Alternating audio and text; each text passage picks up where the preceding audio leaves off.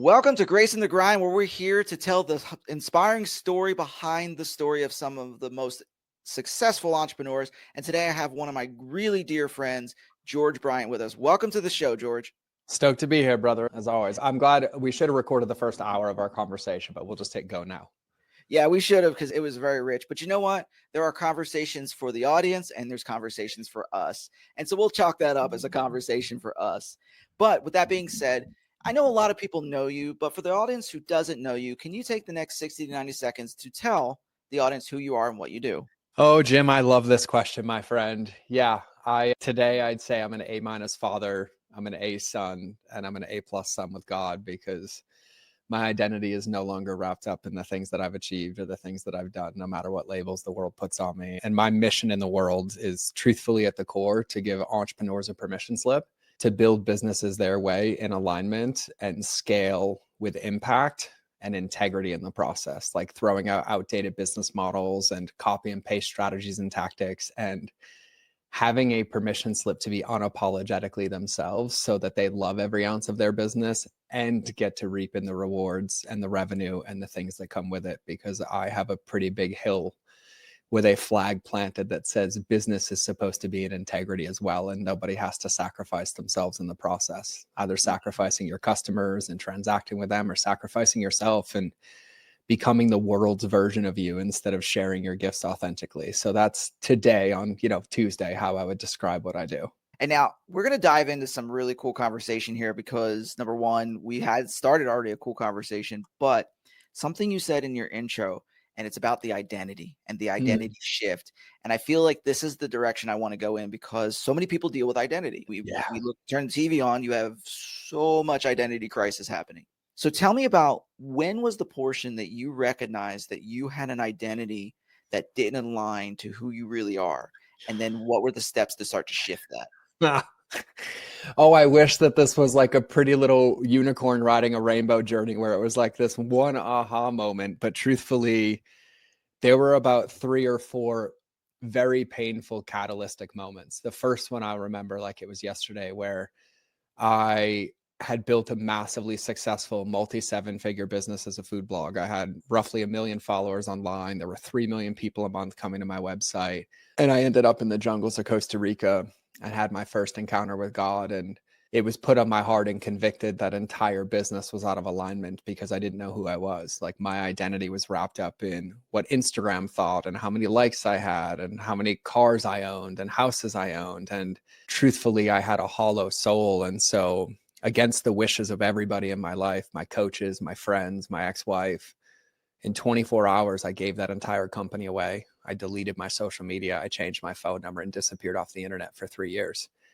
And in that process, started the discovery of realizing that my entire identity had been dictated by everybody else but me. Not once did I ever ask myself, what do I value? What do I care about? Who do I want to be as a man? Who do I want to be as a father? And I was basically everybody else's version of what I thought was the right way. Here's how I should be a dad. Here's how I should be an entrepreneur. Here's what society tells me. These are the people I follow and look up to. And it was just this advocation of responsibility throughout my entire life, everywhere. And it rooted all the way down to my childhood, because the way that I survived as a 11 to 12-year-old kid who was basically homeless and dealing with social services and abuse and neglect was becoming a chameleon so that I could get food and I could have somewhere to live. And then I ended up in the Marine Corps for 13 years, which gave me this entire identity of, hey, those feelings you have, that's not pain.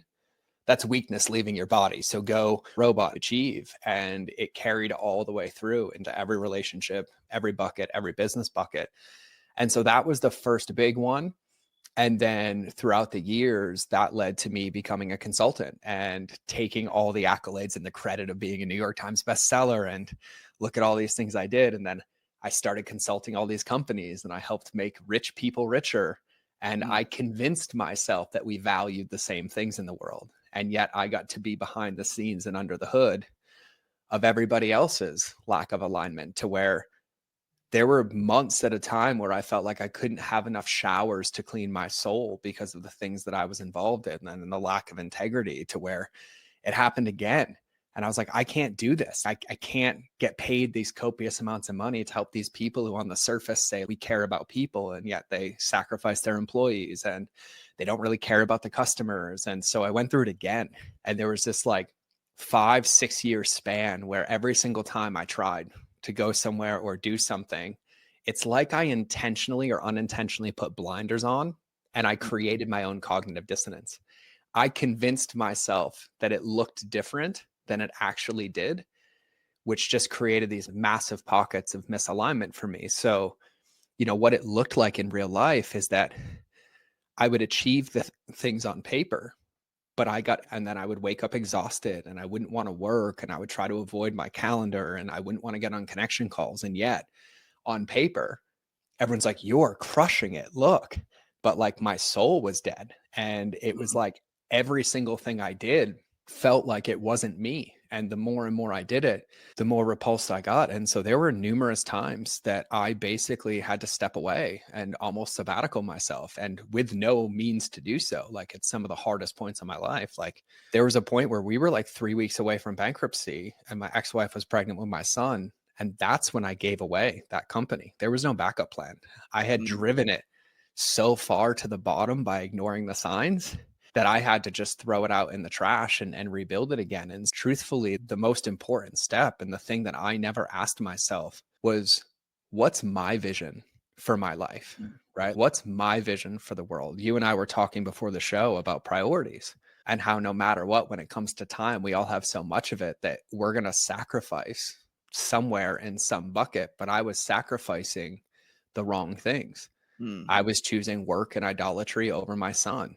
I was choosing status and connections and false relationships over the people that were closest to me. I was choosing self-suffrage through hustling and working 20 hours a day instead of taking care of myself. And I had this life of gain 100 pounds, lose 100 pounds, replace one addiction with another addiction, go from opiates to caffeine and not sleep and convince myself it's okay. Or I'm going to sprint really hard and destroy myself at the gym and then not take care of my body in the process. Or I'm going to just sprint so hard for 2 years and not sleep, and I'll sleep when I'm dead.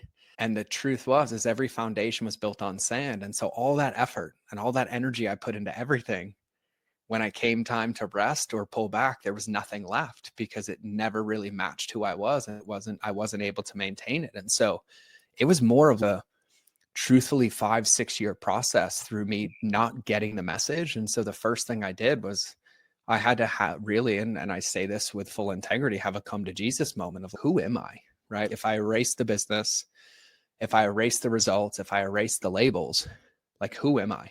And I didn't like that question because it forced me to look in the mirror and take some truth pills of the way that I claim to show up is not the feedback that people are giving me.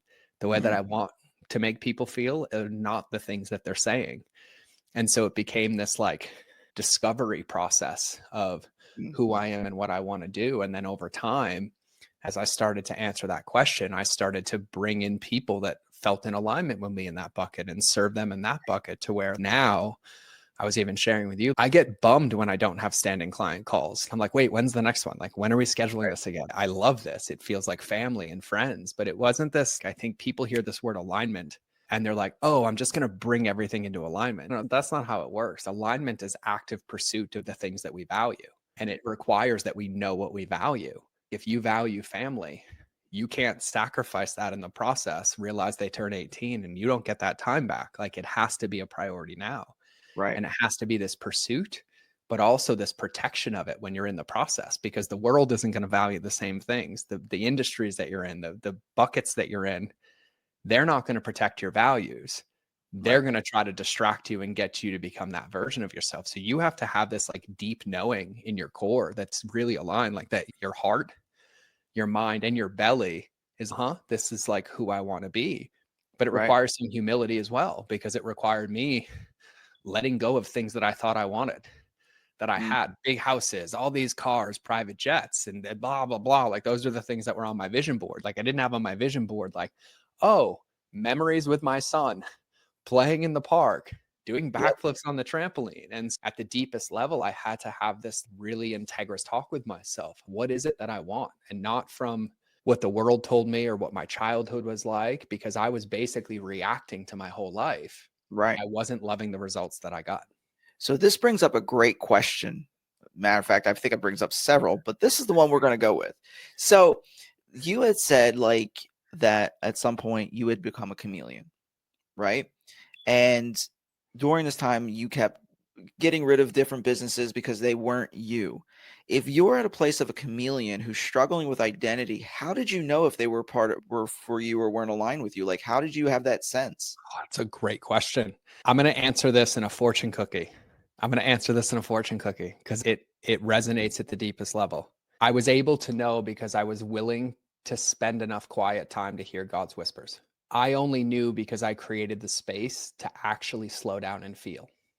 And the markers of being out of alignment is that there's never a finish line. There's always more work to do. There's always Right. more calls to make. There's always more content to make. There's always more tasks to do, right? Your task list feels like no matter how many things go on it and how many things that you cross off, that it's never enough because it's this permanent distraction. And I had a very wise mentor back in that period where I gave away that company. The reason I ended up giving it away is he wouldn't let me do the healing breath work because he said I had no purpose for my life. And I was like, yeah, that's why I'm here, a-hole, right? Like, why do you think I paid you and I came all the way to Costa Rica? That's the point. He's no, nobody can give you purpose for your life. Only you can. So he Right. told me that I could come back and participate when I could answer this question. And he said, what is the purpose for your life? And I was angry. I yelled at him. I was like, do you know how many ways I could kill you? Like, I have this entire skill set. And he's just smiling at me. And I'm like, and he's, your biggest problem is you've never been quiet enough to hear God's whispers. Mm. And he's come back when you have an answer. And it took me like 3 days. But for me, I actually had to intentionally create the space to feel, to reflect, to look at my life, to look at my day. And now, as a man of faith, here's what I say to myself quite frequently. If Jesus walks through the door right now, would I be proud of my morning today? Would I be proud of my week this week? Not from fault, not from blame, not from guilt, not from shame, but from a place of integrity. And we need space to be able to do that. And so many of us wait until it's the reaction where it's, and I know everybody listening to this has done this because I still do this. You have a day, you pull into the driveway, and yet you sit in the car for 30 minutes before you go inside. Like, you're just like, I just need a minute, or I just need to go for a drive, or God, no matter, I'm just going for a walk outside, or I need to go to the gym. It's like our bodies are craving for us to create that space, but it's not something we proactively do. It's something we react into. And so what it really required was me having intentional time to be with myself, and not from a place of judgment or beating myself up, but really from a place of thinking. And I love Keith Cunningham as an author. He has this book called The Road Less Stupid. Hilarious listen because he narrates it himself. But he's a massively successful entrepreneur, and the book is broken up into a series of like independent stories. But the one thing that he has at the end of every one of them is intentional thinking time. He's, no, I want you to go sit in a room with just a pen and a paper and ponder and just allow yourself to write. But we forget that the sharpest tool that we have is ourself, but yet we never invest in that relationship. And so we have to intentionally create that space to be in relationship with ourselves. And I think for me and you, that's relationship time with God, to be able to consecrate that relationship, to hear that. But it doesn't come in the noise of the world. It comes when we quiet the noise of the world to create that space. And so that's the biggest part. Even with my private clients, the number one exercise that I give them, and they fight me hard, they yell at me, they tell me I'm crazy, is they'll be here. And I'm like, all right, cool. I need your phone. I need your computer. Yeah. I'm like, I'm leaving for an hour. I just want you to sit here in silence. And they're like, you would swear I committed murder. Like, what am I supposed to do? I'm like, no, you can't write anything down. You can't listen to music. I just want you to practice being. And they're like repulsed, and boom. And then 6 months later, they're like, hey, I'm going to ignore you for 3 hours tomorrow because I'm doing this and this in the morning. I love this space, right? We tend to wait for this outside catalyst, but really, we're not designed to be go, do. Like, it's be, do, have, not do, be, have. And so we have to intentionally create that space. And to your point earlier, we live in a noisy world where what's the number one traded commodity is attention. And so in the world that we live in, it's not going to be like, hey, I want you to go be by yourself and find yourself. I want you to be an independent thinker. It's no, I want to capitalize on all of your attention so that you do what I do, or you Right. follow what we want, or we can manipulate you with marketing or whatever to get you to do these things. And so it requires this like deep level of commitment to self. And then it also forces this relationship with self. And the way that I anchor this in for people is we spend our entire life avoiding the one relationship we're guaranteed to spend the rest of it with, which is ourself. Yeah, absolutely. Can't divorce yourself, or at least get rid of yourself. You So, can't. so here then becomes the challenge. So, as somebody who is a hard charger, go to put on the brakes is a death sentence. It feels it feels that way. It feels that way. It's not one, but it feels that way. So, how did you navigate having to shift those? Because that's not an easy off and on switch. That's not like go stop, great, go, because then stopping is also now part of your going. So how did you shift into this more contemplative version of yourself to put the brakes on without really, I don't know, I don't know if I would say driving yourself crazy, but without having to constantly fight through all the challenges to give up on the contemplative space? It's a great question. And I think to even answer it in the way you frame the question, you're going to have to be honest with yourself. It is a fight. It's fighting for what truly matters, right? I had a wise mentor who said, do you want to know why Olympians win gold medals? It's because they understand what temperance means. Nobody trains at 100% every single day. They train at 70% all day, every day for 4 years, to where when 100 is required, they push the gas pedal. This is a fight because the world that we live in is not designed. Before the internet, for sure, I'm blessed that I started as an entrepreneur before social media really existed. The only thing was Facebook with college email addresses and MySpace, right? There wasn't this constant fighting for attention. So we would actually have time alone. We would drive in the car without satellite radio and our phones in our hands. And it's either look outside or drive in silence or have conversations, right? There's this metric underneath it that we have to fight for. And it was a fight, and it is a fight. But it's really this intentional relationship to understand. And this is so cheesy, but as much as like I fly, we hear it all the time. You have to put your oxygen mask on first. Right. You can't pour from an empty bucket. And the hard reality of this is that if you don't proactively choose it, it gets reactively forced upon you, except it causes permanent damage, adrenal fatigue, burnout, resentment to the business, losing clients, and all these different buckets that we say we want to avoid. And yet we create them in the process by constantly ignoring ourselves. And so it's not even that it's like this fight that you choose to do or not do. It's this almost fight that you're required to do every single day to actually have the things that you want to have.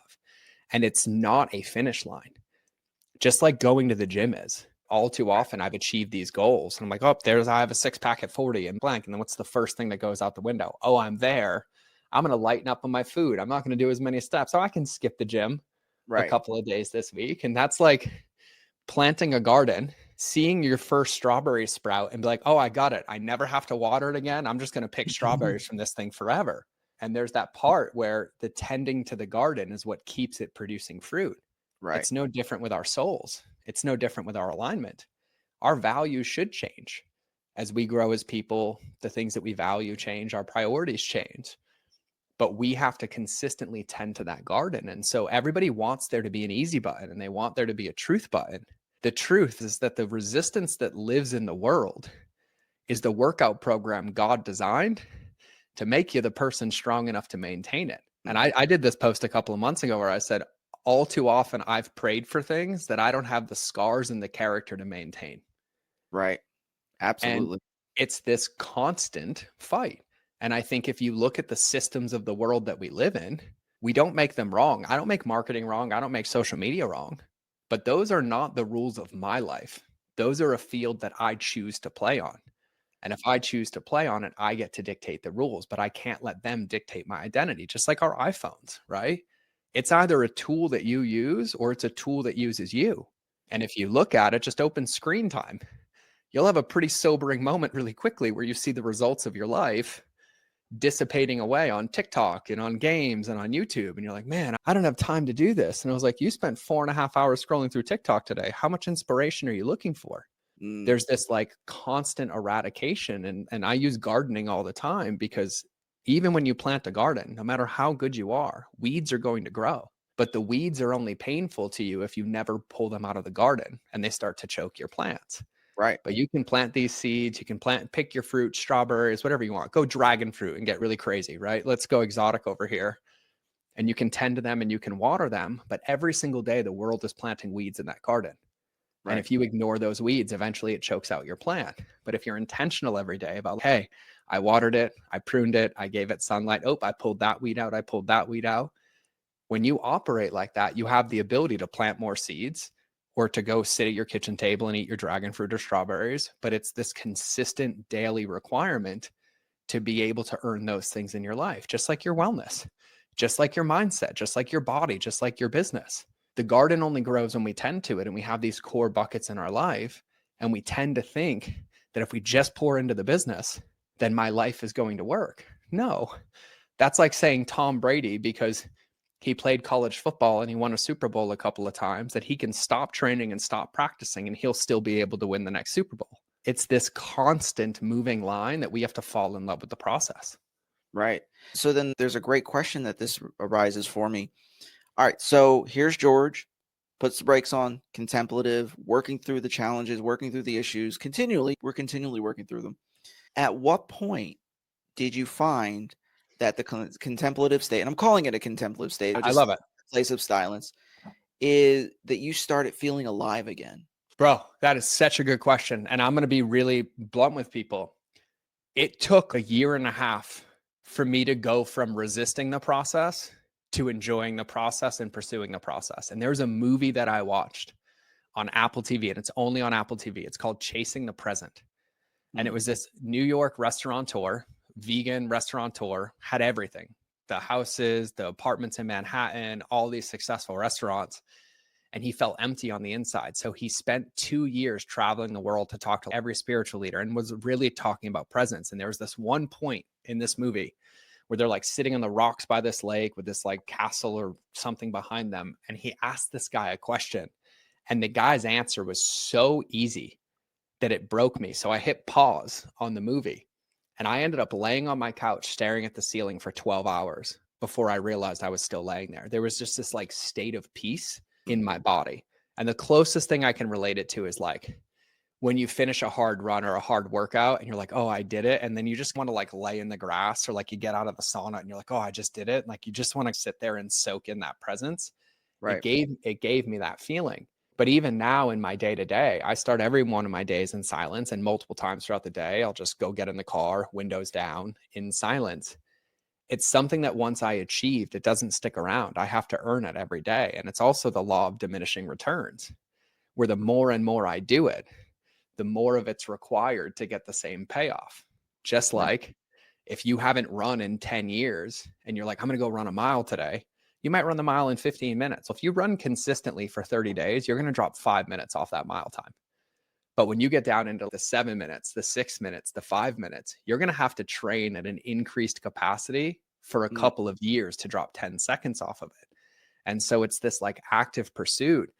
And truthfully, you can't be attached to the results of the process. You have to love the process, just like entrepreneurship, right? The moment you get attached to your marketing working or not working, you're actually putting the writing on the wall that it doesn't work anymore. Because the moment you're attached to the result, you miss the inputs of what made it effective or didn't, because we just want it to be done.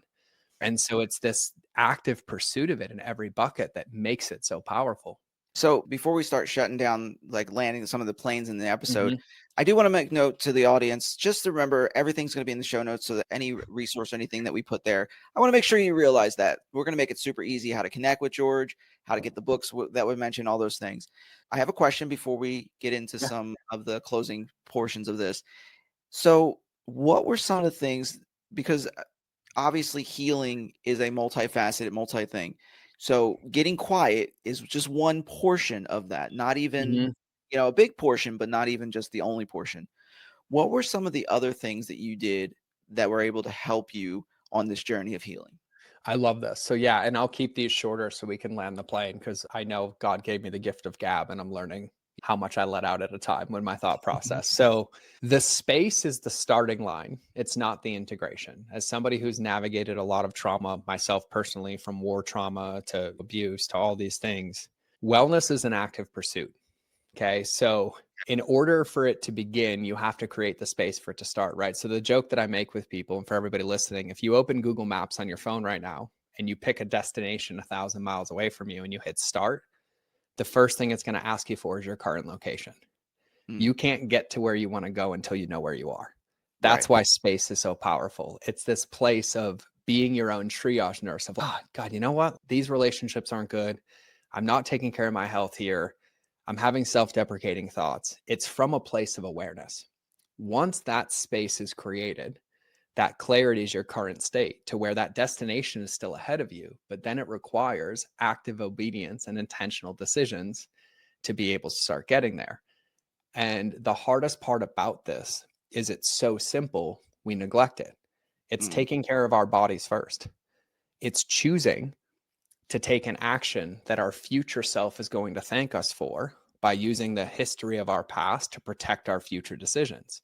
And so it's your sleep, it's your nutrition, it's your water intake, it's your environment, it's the people that you talk to, it's the conversations that you have, right? Look at what you consume. If all you're doing is watching shows of people cheating and people being hurtful or manipulating people, or you're listening to music that is constantly bombarding you with all these messages, it starts to filter and tilt your brain.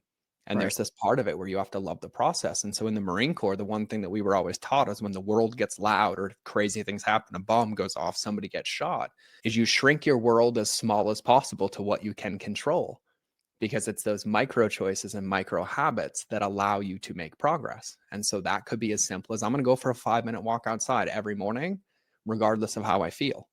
I'm going to take an alarm and put it in my phone 3 times a day to go off that says, go for a 5-minute walk and take 5 breaths. It could be, I'm going to intentionally drink water. The hardest part about this for all of us is that we know this already. We know where we're sacrificing ourselves. We know where we're not pouring into our own bucket. And for me, the biggest thing was having a son and realizing that he doesn't listen to what I say. He watches what I do. So I can be talking all day, but he's modeling my behavior. And that kind of created this accountability for me. And so number 1 is current stating yourself. Number 2 is finding the areas in your life where you're not where you currently want to be. And here's the short answer. You're never going to be where you want to be, but you should always love being in pursuit of it. I've found that it's my heart, like my journey of faith, my mindset, my physical body, and my business. Those are the 4 buckets that I focus on. And every day I make a deposit in those buckets and I set myself up to win. I have a goal that I go to the gym an hour every day. Does that goal happen frequently? No, but that's my ceiling. My floor is I'm going to go for at least a 15-minute walk outside and do some push-ups and squats every day because I can do that. And I'm protecting my progress. Like I'm valuing consistency over intensity. And so what it really boils down to is being able to look at ourselves and then surrounding yourself with people who hold you accountable to your potential, but don't believe your story. That if you tell me that you want to get loud and proud in your business, I'm like, hey, when are you posting? Hey, when are you posting? Hey, why hasn't it gone up yet? And utilizing our environment and our community and the people that we love, like sharing our goals with our significant others, with our kids, with our business friends, and be like, hey, I want to do this. Here's what I'm committing to. And allowing ourselves to be in that process, because you have to crawl before you walk, you have to walk before you run, and you have to run before you sprint. So we just have to fall in love with that process and be in active pursuit of it. And it really boils down to, I have this belief that my clients, the people I work with, that the answer is way better than I can. I don't live inside your pill bottle. You do. But with the right questions, we tend to think about these things all the time, but we guilt ourselves and shame ourselves into not doing them. Instead of when we're thinking about them being like, I haven't really taken care of my body today. I have 20 minutes. I'm going to go chug 8 ounces of water and I'm going to go for a 10-minute walk outside, and then celebrating that win and then stacking those wins on top of each other is what starts to create that momentum and the confidence in the process. That's powerful. Thank you for that. So with that being said, this is the part of the show where we talk about the hashtag Wisdom Bomb. If you've been following me on Facebook for any amount of time, this is a portable truth that we share that people can say, oh, and apply to our lives. I asked every guest this. So George, what is your portable truth or your wisdom bomb that you'd love to give to the guest or to the audience? Oh, I love it. I love it. Here's how I'll frame this one. If you're listening to this, it's not an accident. It's a permission slip to let this be the moment. Let this be the moment that something shifts. But know that any delay from the clarity that you've had for what's hit your heart today to what tickled is just preventing the inevitable. Life is a journey. It's a destination, and it requires our active pursuit of it. But there is no tomorrow. There is no I'll start Monday. There's no I'll start next week. There's a reason you hear it today. You're worth starting today because you have the ability to lay a brick today that your future self is going to look back and thank you for, but only if you protect it and you think it's important. And so know that you're worth it. Know there is no other you. Know there is no other version of you. There is no voice of yours. It's yours. You're unique. You're special. And the world deserves it. But you deserve to give it to yourself first. And so I would let today be the permission slip to start and celebrate every victory. Learn from every shortcoming, learn from every mistake, and just keep making adjustments. Because as long as we're in pursuit, you're going to win the game. This is a game of consistency and not intensity. And so just keep making deposits and celebrate the victories as you get there. And before you know it, you'll look back and you'll be standing in the vision board of this moment, reflecting on how you got here, but it requires that you start. So stop moving the starting line and just start the race. So how can people find you? The easiest way, if you want to see the pinkest website in the world, it's mindofgeorge.com. And Jim knows I have my podcast up there. And then if I can support you in any way, like shoot in my DMs on Instagram. Like I love connecting. I love helping people. I love having these conversations. They what bring me life and they hold me accountable to the things that I share. And so if I can expand on anything or help you, my Instagram is It's George Bryant, but the It's is included. So it's actually ITSGeorgebryant. And I know Jim will have all that linked in the show notes. Absolutely. We'll have the Instagram, we'll have the website so that they can see the pinkest website ever. Pinkest website ever. As well as a link to your podcast because it is an incredible podcast. So audience, I want you to make sure that you do check out George, connect with this man of God. He's an incredible dude with a huge heart and he literally means what he says. I've known him for years. So connect with him, reach out to them and see how you guys can work together. With that being said, George, thanks for being on the episode today. Oh, bro, we're going to have to do it again. We might need like a special longer episode because I talk too much. So I'm right with you. I have to calm myself down because I'm like, great, because we both have the gift of gab. Yeah, we can definitely schedule something like that. But here's the thing. To you, the audience, we'd love to hear your thoughts. So let us know in the comments. Like if we had another episode, what would you have us talk about? Let's ask some questions. Let us hit up some of your biggest challenges, your biggest fears. Let us have those conversations that you benefit. And with that being said, you have been listening to Grace in the Grind, where we're here to tell the inspiring stories behind the stories of some of the most successful entrepreneurs. Make sure that you hit the subscribe or whatever social you're watching this on or listening to. Do the thing, hit the review, and we'd love you for it. And we'll see you on a future episode. Oops, I almost. This has been Grace in the Grind. We hope you've enjoyed the show. If you did, make sure to like, rate, and review. And we'll be back soon. But in the meantime, find us on social media at Lead with Jim. Take care of yourself. And we'll see you next time on Grace in the Grind.